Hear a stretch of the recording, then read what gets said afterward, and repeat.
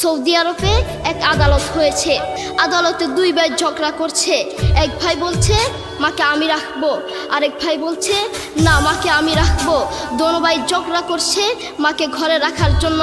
এরপর এক ভাই মাকে নিয়ে চলে যাচ্ছে, আরেক ভাই মাটিতে গড়া দিতে দিতে অবস্থা খারাপ। সৌদি আরবে আদালত হয় মা বাবাকে ঘরে রাখার জন্য, আর আমাদের দেশে আদালত হয় মা বাবাকে ঘর থেকে বের করার জন্য, ঠিক কিনা?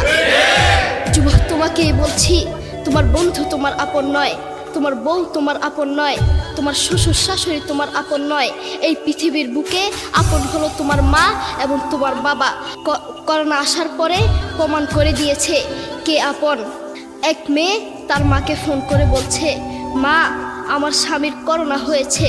মা বললেন সাবধান, তার কাছে যাবি না, আমি সকালে সিএনজি পাঠিয়ে দিব, তুই টপ করে সিএনজিতে উঠে যাবি। এটার নাম দুনিয়া, এটার নাম দুনিয়া।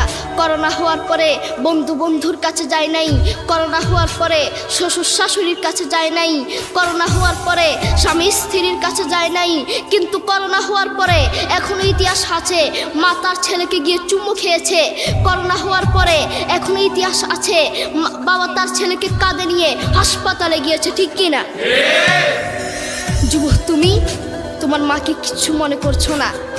তোমার মাকে তুমি ঘর থেকে বের করছো।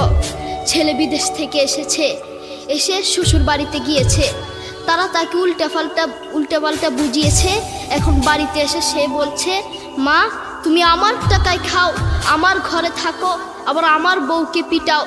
এই কথা শোনার পরে কি কোনো মার কলিজা আছে? মা বাথরুমে গিয়ে আধা ঘন্টা কাঁদতে লাগলেন। কেঁদে অজু করে নামাজে দাঁড়ালেন। নামাজ পড়ে আল্লাহর কাছে বলতে লাগলেন, আল্লাহ তুমি আমার মার উপর রাগ করিও না, আমার ছেলের উপর রাগ করিও না, ও ভুল করেছে, তুমি আমার ছেলের উপর রাগ করিও না, আমি আমার ছেলেকে বুঝাবো। এরপর মা গিয়ে ছেলেকে বুঝাচ্ছেন, বলছেন বাবা তুমি আমাকে বের করে দিবা, সমস্যা নেই, তুমি আমাকে বের করে দিও, কিন্তু আমার একটা স্বপ্ন আছে। ছেলে বললেন কি স্বপ্ন বলেন? মা বললেন তুমি বাজারে গিয়ে একটা পাকা আম নিয়ে আসবা, এসে তোমার বুকের উপর রাখবা, সকালে উঠে ওটা আমি খাবো। এরপর ছেলে বললেন আচ্ছা ঠিক আছে।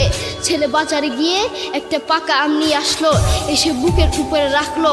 5 মিনিট না যেতেই সেই আম পিঠের নিচে পড়ে চ্যাপ্টা হয়ে গিয়েছে। এরপর ছেলে মাকে বললেন, মা তুমি কি সকালে উঠে আমটা খাবে?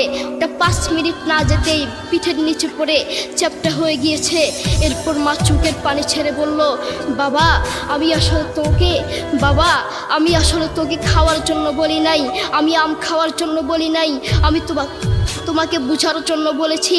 তুমি আজ একটা রাত এই আমটা রাখতে পারো নাই, আমটা বুকের উপর রাখতে পারো নাই, আর আমি সেই তোমার দুঃখিনী মা যে 1 বছর 2 বছর নয় 3 বছর নয় পাক্কা 5টা বছর এভাবে তোমাকে রেখেছি। আমিও যদি তোমার মতো এভাবে ঘুমাতাম, তুমিও তো আমার পিঠের নিচে পড়ে চ্যাপ্টা হয়ে যেতা। এরপর ছেলে চোখের পানি ছেড়ে বলল, মা আসলে আমি বুঝতে পারি নাই তুমি কি জিনিস।